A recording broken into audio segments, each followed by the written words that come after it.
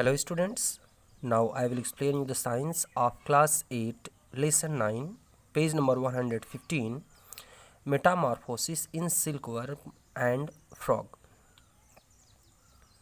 Newborn mammals and newly hatched birds have similar shape and structure as their parents. अगर हम अभी तक हमने विवीपैरस और ओवीपैरस एनिमल्स के बारे में पढ़ा इसके पहले की हेडिंग में, तो विवीपैरस ऐसे एनिमल्स होते हैं जो न्यू बॉर्न बेबी को जन्म देते हैं, अपने ही जैसे न्यू बेबी को जन्म देते हैं। और ओवीपैरस एनिमल के एक से जब कोई बच्चा बाहर आता है तो वह भी अपने पेरेंट्स के जैसा ही होता है, देखने में वो अलग नहीं होता है। उनका शेप, उनका स्ट्रक्चर, ये सब कुछ पेरेंट्स से मिलता है। In some animals the young ones may look very different from adults. लेकिन कुछ एनिमल्स के केस में जो एक से बच्चे बाहर आते हैं वो अपने एडल्ट से बहुत ही ज़्यादा अलग होते हैं। वो अपने एडल्ट की तरह होते ही नहीं हैं, ऐसा लगता है कि कोई दूसरे जीव हैं। The life cycle of A silkworm in which it passes through different stages of growth is.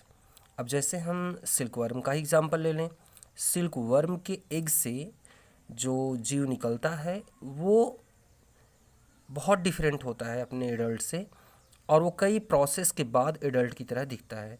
तो जो डिफरेंट फेजेस हैं उनके लाइफ साइकिल में वो कौन कौन सी हैं?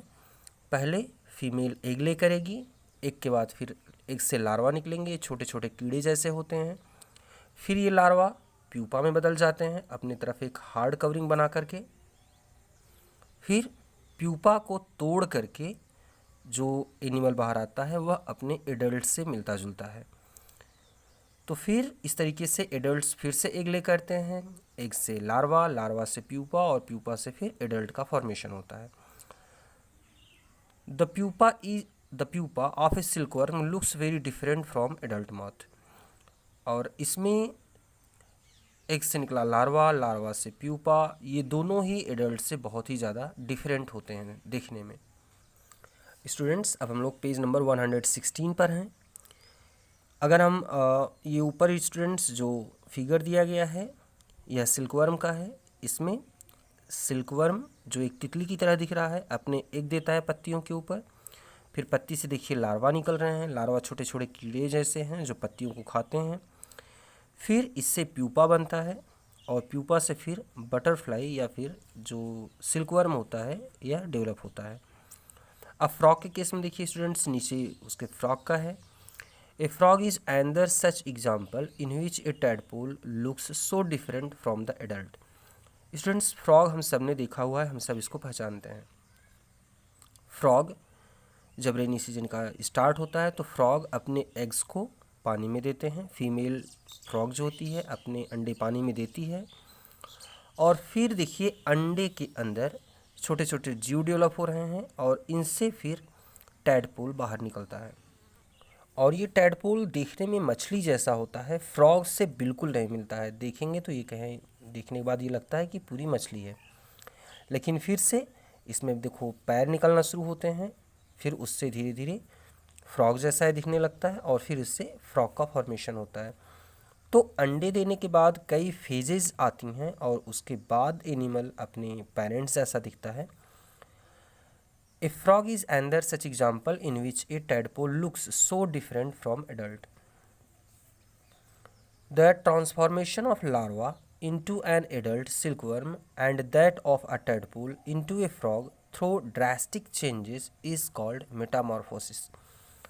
तो मेटामॉर्फोसिस क्या होती है? मेटामॉर्फोसिस वह प्रोसेस है जिसमें लार्वा जो एक से निकलता है यह बहुत सारी प्रोसेस के बाद, कई फेजेस के बाद अपने एडल्ट से मिलता है। तो ये जो पूरी फेज़ होती है एक से निकले हुए लार्वा से लेकर के पूरे एडल्ट के डेवलपमेंट तक, इस पूरी प्रोसेस को जिसमें कई फेजेस आती हैं इसे हम कहते हैं मेटामॉर्फोसिस।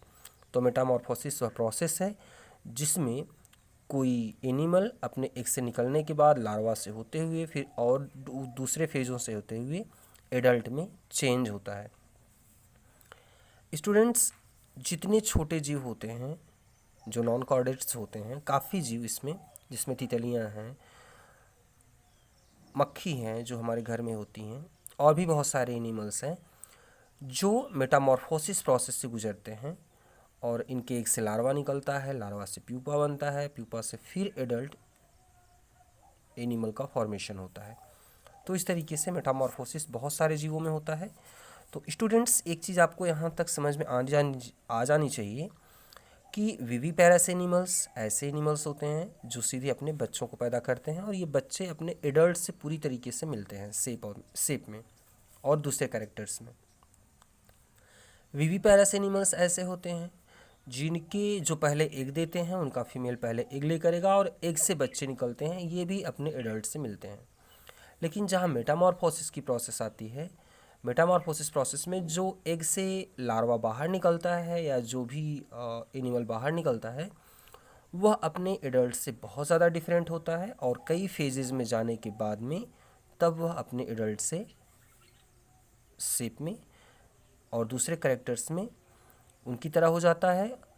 तो इस तरीके से ये 3 फेजेस होती हैं, ये 3 तरह से एनिमल्स का फॉर्मेशन होता है। अगली हेडिंग स्टूडेंट्स हम लोग कल पढ़ेंगे। Thank you.